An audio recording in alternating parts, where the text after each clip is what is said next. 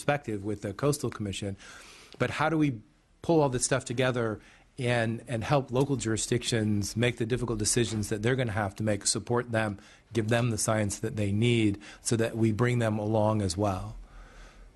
Do you want me to take You a take crack? the first Okay. half, I'll take I think that's a really important question, and I think as we look at the local level, the state has done a number of things to try to assist local governments by providing data and information. For instance, CalAdapt, which provides downscaled climate information, the Adaptation Planning Guide, which talks about how to take that information and walk through the steps to develop a climate adaptation strategy. The state is also really fortunate that we have a number of very active regions that are working on these issues, and actually we have 5 regional collaboratives working on climate adaptation in California, in Los Angeles, San Diego, Sacramento, the San Francisco Bay Area, and most recently in the Sierra Nevada region. And those 5 collaboratives not only take a focus on their regional efforts, but they work together through an alliance of regional collaboratives. And so they have been a terrific partner in thinking about how to link what we do at the state, where we often look by sector, down to a place. And so if we want to look at building resilience in a specific community, what are the pieces that we need to bring to bear? We've been working with Tuolumne County through a national disaster resilience competition that HUD is doing on exactly this, which is how do we bring the pieces together to help a community that's looking at a range of issues across multiple sectors. And so I think there are increasing institutional frameworks coming from the ground up to help that happen as well. And I think to add, just from the other sort of way we have to look at this, is that is the actual practical on the ground, what you have to do with the planning. But that is driven by people realizing how serious this is and what they have to do. That is a hard thing. When we did the guidance in May of 2011, and I was working with the representatives of the science team before it was presented, and they were sort of on this median of 14 inches sea level rise by 2050 and maybe up to 5 feet by 2100. I said, what's it been for the last 50 or 100 years? Because that didn't show up anywhere in the report. And when they said, well, essentially it's been 7 inches in the last century, it said, well, then it seems to me that when you're trying to convince people that this is really happening, to have the science that actually we're just at one stage on the continuum, this isn't starting from this moment forward, would be a significant thing. The other thing that hit me over the head with a 2x4 is that I went to a presentation of the Climate Change Center at UC Santa Cruz, and they just took the map of western Santa Cruz County and overlaid what would happen if Greenland melted and what would happen if Greenland and Antarctica melted, and they just overlaid it for the city. And I have lived in blissful complacency, thinking being a half a mile from the ocean at 100 feet elevation, I was just immune from anything, and I'm underwater if they both melt. But the interesting thing is just with the lower one, for those of you that are familiar with our home area of Santa Cruz, where there is the boardwalk, there'd be a little island above the boardwalk where a few houses are there on the hill, and we would be looking down at the ocean where the boardwalk used to be. And when we actually saw what would happen at different gradients with sea level rise, and this is not even the extreme events, this is not even it rising and having the extreme events driving it across, it gave everybody in that room a whole different perspective. And it is trying to figure out how, on an educational basis, to say this is real, this is something that is going to impact many decision makers in their lifetimes, and it's decisions that are made now that are going to deal with whether or not we are resilient for those impacts when we start to feel them. And, you know, for those of us that are students of history, you actually see how things change. And I told the story at the last hearing that in my first year or two on the city council, we had to plan for Lighthouse Field State Beach, and we wanted to move the road something like 100 feet back from the ocean, and there was massive surfer opposition because they were going to have to walk farther to put their boards in the waves, and we sort of hung with it. And there's a couple of places that the ocean has eroded to the road that we set back over 30 years ago. So in my lifetime, I have seen, and that doesn't even count the incredible storms that bring the water over that and require things to be done. So it is that practical stuff that Louise talked about, and it is the education of people to understand the urgency that I'm talking about, and it's both those things that we have to get to people in doing this, so that the thing that you're going to hear from the next people that testify, people are more willing to participate with a sense of urgency in all the things that they're doing. Thank you. Questions from other committee members? We are truly honored to have the Deputy Director of OPR and Secretary of Natural Resources with us to start things off. Thank you very much for being here. Next, we'll move to the rest of the panel on state perspectives and adaptation plans with Kat Coleman, who is from OPC, Charles Lester, California Coastal Commission, Larry Goldspan from the BCDC, Bay Conservation and Development Commission, Sam Schuckett from State Coastal Conservancy, Jennifer De Leon from State Lands Commission, and Jay Chamberlain, California State Parks. Thank you all for being here. Pretty hard-hitting, significant group, but very much appreciate you being here, and give us your perspectives on how all of this works. We'll start with Ms. Coleman. Thank you, Chairman Stone. My name is Catherine Coleman. I'm the Executive Director for the Ocean Protection Council, and I'm very pleased to be here today with you and with my colleagues, the other agencies who we work very closely with on coastal and marine issues. I, however, did not bring my bow tie and am feeling quite bereft over the whole thing. I want to just start off by saying that it has been my pleasure to work with these people, and we really in California have a truly amazing coastal program, and I like to think of it as it's a program that has tools and teeth, that we have good guidance that we put out. And that's something a tool that we can continue to refine, but we have the Coastal Commission sea level rise guidance out in draft. So we have guidance tools we can use. We have ways to bring and convene and bring people together for discussions, and then there are really superb permitting and enforcement tools, and all of these can be brought to bear in terms of sea level rises that they have been used to protect the coast since the Coastal Act was passed. And additionally, then we have great funding tools, though of course never enough money. But we have certainly the prop money that both the Conservancy and the Ocean Protection Agency have been able to do a lot of things that are very helpful towards helping communities become more resilient. So the other thing I'd like to emphasize is not only do we have a good, strong program, but these folks who are here have also, I think each of their agencies have really stepped up their game.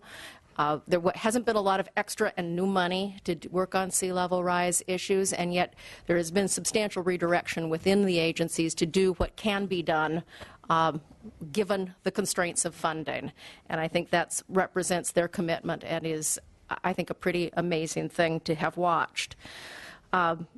So as Ocean Protection Council, we're the sector lead to bring together the state agencies to take the safeguard and, as Louise Bedsworth said, to make it actionable. So bring it in, working with our colleagues to make it actionable. So report out on all of the wonderful work that has been done and set some metrics for ourselves about where we want to go in the future. So by this time next year, we would be able to say, how are we doing with the resources that we have in hand? And as always, an eye towards what are we learning and what does this mean for the future? What should we be doing differently?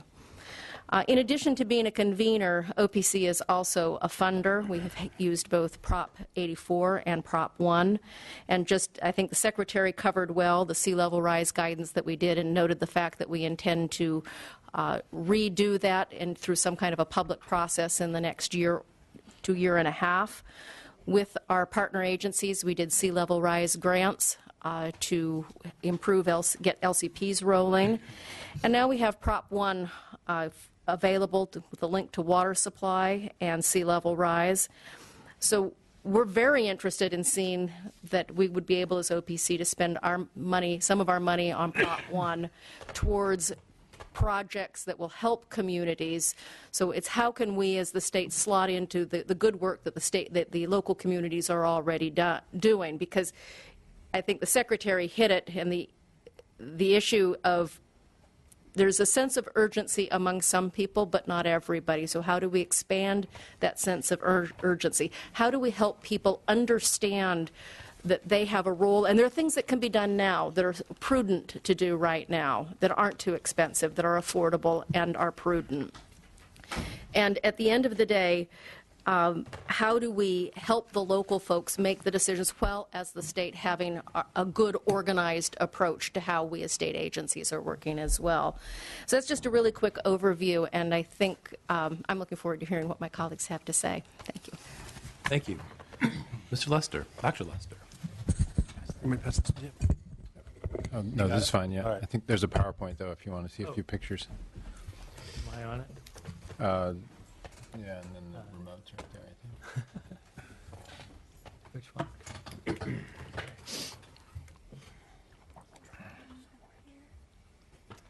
You never disappoint. Should be on the, I didn't. there it is. There you go. There it is.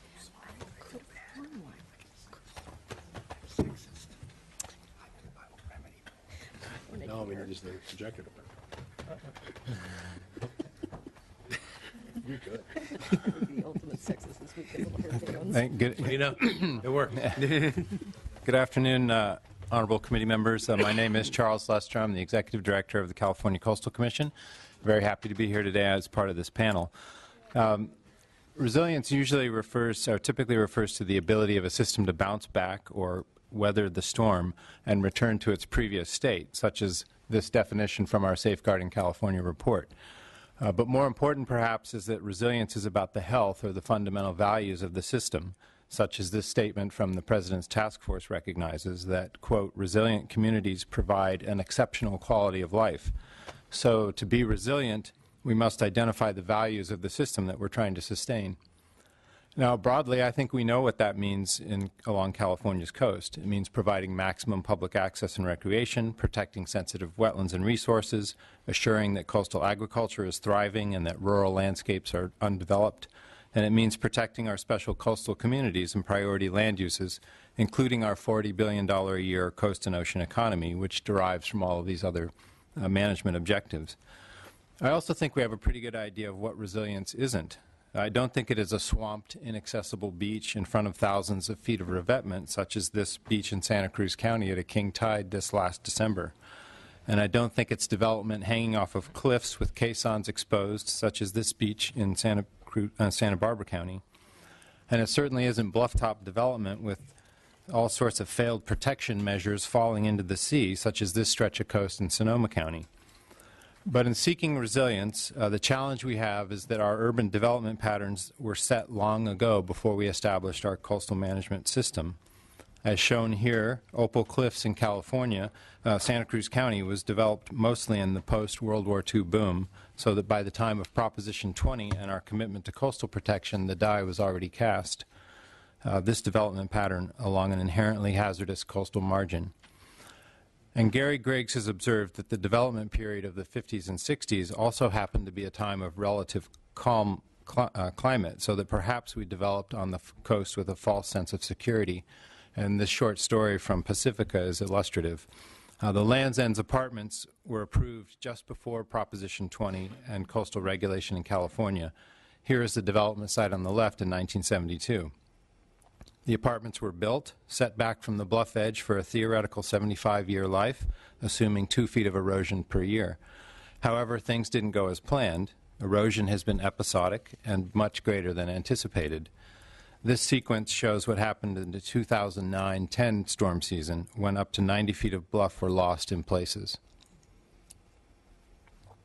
That was over the course of about 10 days. We have now since approved the construction of a massive seawall at the toe of the bluff, only 40 years after initial construction of the apartments. While we did get some public access enhancements built into the wall and in lieu fees to account for the project impacts to support additional access nearby, we also don't know how long the beach below will last in light of accelerating sea level rise particularly.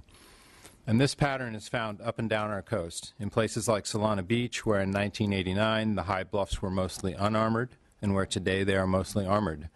The fate of the public beaches along Solana are uncertain, and we are currently working with the city, as I'm sure you'll hear later today, and stakeholders on the plan for how to manage future redevelopment along these hazardous bluffs. We also know that we face literally hundreds of situations of vulnerable infrastructure along the coast that still need to be identified and assessed. This slide shows the Union Pacific rail line going through Elkhorn Slough in Monterey County at a high tide. That's the rail line in the middle of the slide there, underwater. Certainly this is a situation that needs to be addressed soon so that we aren't facing a terrible emergency in the future that could have been avoided. I am hopeful, though, that because we've started to focus on our vulnerable infrastructure, we can make headway, such as these Coastal Commission decisions to ask the City of Morro Bay to evaluate a new wastewater treatment plant site that is not in the coastal floodplain, and the decision to require the City of Daly City to evaluate moving its landfill off the coast. And just last summer, the Commission and Caltrans successfully completed a 15-year planning process to relocate a 3-mile section of Highway 1 in San Luis Obispo County inland to be safe for another 100 years without the need for riprap along the beach. We also partnered in this case with state parks to plan a new section of the California Coastal Trail in between the new section of highway and the shoreline, a great opportunity that was opened up by our decision to do planned retreat here. Resilience may also require taking interim strategies in an adaptive management approach. On Friday of this week, the Commission will be considering the approval of an interim protective seawall for Highway 1 at Surfers Beach in San Mateo County. This interim wall will also provide enhanced public access to this very popular location, while providing the planning time and space to consider longer-term adaptation options, such as moving the road inland. Maintaining a resilient California coast will also require comprehensive planning up and down the coast, as you've heard, such as the recently approved North Coast Corridor Plan in San Diego County. This plan was a collaborative effort of many stakeholders, led by Caltrans and Sandag, the Commission, and local governments, and it provides for the expansion and enhancement of multimodal transportation options in the I-5 corridor. Importantly, we also designed the plan to provide for protection of the coastal lagoons that are crossed by the corridor as sea level rises, including through expanded bridge design and comprehensive wetland restoration requirements. Resilience will also require choices about our priorities, such as this Commission decision to order the removal of an unpermitted revetment at the Ritz-Carlton in Half Moon Bay, based on a conclusion that there was an easy alternative in this case, such as making the 18th green just a bit more challenging. And resilience will require the embrace of adaptive project design, such as setting development back away from hazards, requiring that property owners assume the risk of development in a hazardous location, committing to no future armoring of shorelines, and even designing foundations to facilitate eventual removal of the structures, such as was required in this case on the high eroding bluffs of Trinidad. The heart of achieving resilience along the coast will be the effectiveness of our LCP planning on the outer coast. But this planning is complex, and it takes time and commitment to upfront working with local governments. And any given area can present a multitude of issues and resources that need to be planned around, such as all of these resources in the Oxnard area. For the Commission, we have 76 local government partners that need to update or complete their LCPs. We also have the ports and the universities. And these updates need to include addressing sea level rise and community resilience. So the job, as Secretary Laird said, is large. That is why we've been working on providing comprehensive guidance to local governments, developers, and stakeholders about how to apply the best available science on sea level rise, both in LCP adaptation planning and in individual project design and permitting. The core ideas throughout this draft guidance, which the Commission will begin considering tomorrow, are that the plans and projects need to assess the risks of the possible sea level rise scenarios and build adaptive capacity into the community plan or project. The Commission's planning LCP goals have been supported in the last 2 years by funding both for Commission staff and grants to local governments. And as Kat said, working with the OPC, we've been able to distribute about $3 million in planning grants to jumpstart the LCP planning. If all goes well and the funding is sustained, we anticipate the completion or update of dozens of LCP segments over the next 5 years, such as those on this list. You've also heard the Safeguarding California Plan recognizes the importance of continued investment in LCP planning to reduce the risk from sea level rise, and we were happy to see the Governor's executive order recognizing the importance of addressing climate change in our planning and regulatory decision-making and directing that the Resources Agency ensure that provisions of the Safeguarding Plan are fully implemented. And I believe that we have the basic governmental framework necessary to get this job done. Those of us here, our state leadership group, we have all of the essential legal authorities and tools to coordinate, develop science, plan, regulate, oversee, invest, develop projects, manage land, and monitor and evaluate in order to provide for intelligent adaptation to the impacts of sea level rise along the coast. There is certainly a need for sustained investment in this capacity, and there may be a need for enhancements or strengthening here and there, but we have good institutional bones for this effort. I'm also hopeful because I know that if we make the right choices, the environment itself is resilient. We saw this at Stillwell Hall in Monterey County, where the Commission's request to the Army to remove the riprap on the beach when they demolished Stillwell Hall led to the quick restoration of the beach and public access below. We see success, too, when we sustain our commitment to and invest in our visions of a protected and resilient coast, such as the City of Monterey's effort to open up the window on the bay. In 1972, this stretch was a mishmash of private commercial development. Today, without taking any private property but working with landowners, sticking to a plan, and finding the financial resources, this place is now a public beach park available for all to enjoy. And space for sea level rise, by the way. In bringing my remarks to a close, I do want to highlight the issue of environmental justice, as mentioned, as something we need to pay particular attention to. How we decide to adapt will determine the distribution of environmental and economic benefits. This is a particular concern to my agency, given our historic core mandate to provide public access to the coast for all of the people throughout the state, and the possibility that sea level rise will lead to many lost public beach resources. The Commission recently approved a revetment to protect the public beach park in Goleta in Santa Barbara County, and it's currently considering a similar revetment project to protect private homes on Broad Beach. Both projects raise issues about how to protect important development, how to respond to coastal erosion and sand supply, and impacts to natural resources, including long-run impacts to beaches. But in one case, we are protecting a public space enjoyed by a diverse population from throughout the county. In the other, we are protecting private development and concerned whether the homeowner's proposal to maintain the public beach in front of the revetment will work over the long run. Both cases have tremendous uncertainty going forward, and in both cases the Commission is looking at approaches to provide for learning and adaptation over time. The Goleta Beach project was approved for 20 years with comprehensive monitoring and feedback loops required. Similar provisions are being considered at Broad Beach. In conclusion, I have no doubt that we will adapt. The important questions are how, when, how much it will cost, and who pays. I think we know what resiliency can look like along our coasts, and I'm hopeful that we'll continue our commitment to the legacy of coastal management in California to successfully take on the challenge of sea level rise and adaptation. Thank you for your time today and for the invitation to be here. Thank you. And I think we'll go through the panel and then open it up for questions. So now to the Bay Conservation and Development Commission, Larry Goldspend. Can we? Sure, I'll try. It should be the first one. If you go to or the third one. Sorry, Third down. I missed it. Oh, yeah. There you go. Awesome. Way to go, Jay. Hey, you know, technical skills. Before I thank the chair and members of the committee, I want to thank Jay for doing the work. Thank you very much for having us here. We have a lot of high expectations in the Bay Area, and I want to just run through some slides very quickly and let you know how we are working within the Bay Area to make sure that we can actually do adaptation. This is what you see today when you come to the Bay Area. It wasn't always like that, but this is really what you see when you look closely. You see an awful lot of critical infrastructure. You see tourist attractions. And you see nature, all of which combines in probably the most diverse place on the West Coast, if not west of the Mississippi, if not in the entire United States. But it could not have been like that, or would not have been like that, if the U.S. Army Corps of Engineers had had its way back in 1959, when the bay would have been essentially a little river that ended in Palo Alto.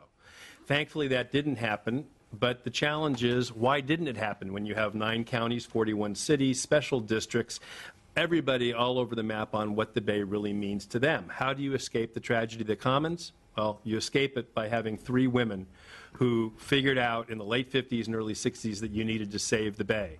And they ended up convincing the Reagan administration, led by, of all people, Cap Weinberger, to actually make sure that BCDC was not only founded but made permanent. We have 2 guiding principles at BCDC: minimize bay fill, maximize feasible public access. And when we say we want to minimize bay fill and maximize feasible public access, there's no algorithm. There's no equation in McAteer-Petras, our guiding statute, which says this is how you do it. You have to figure out how you do it, because every decision that BCDC makes is place-based. That which happens in San Mateo shouldn't necessarily happen in Oakland, or for that matter in Hayward or Sonoma. And as a result, the Commission needs to look regionally, but understand the difference within the region. This is what the Bay looks like. That essentially is a diagram of our jurisdiction, 100 feet inland from mean high tide. That was hand-drawn. It really isn't that big. But you can see that we have about 1,000 miles of shoreline that we need to take a look at. What's at risk? Well, it's not just Facebook, it's refineries. It's not just people, it's nature. Everything's at risk because it's a slow-moving emergency. As Secretary Laird said, we have about 8 inches during 20th century of sea level rise.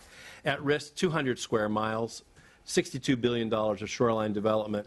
How do you create and implement a bay-wide shoreline resilience strategy?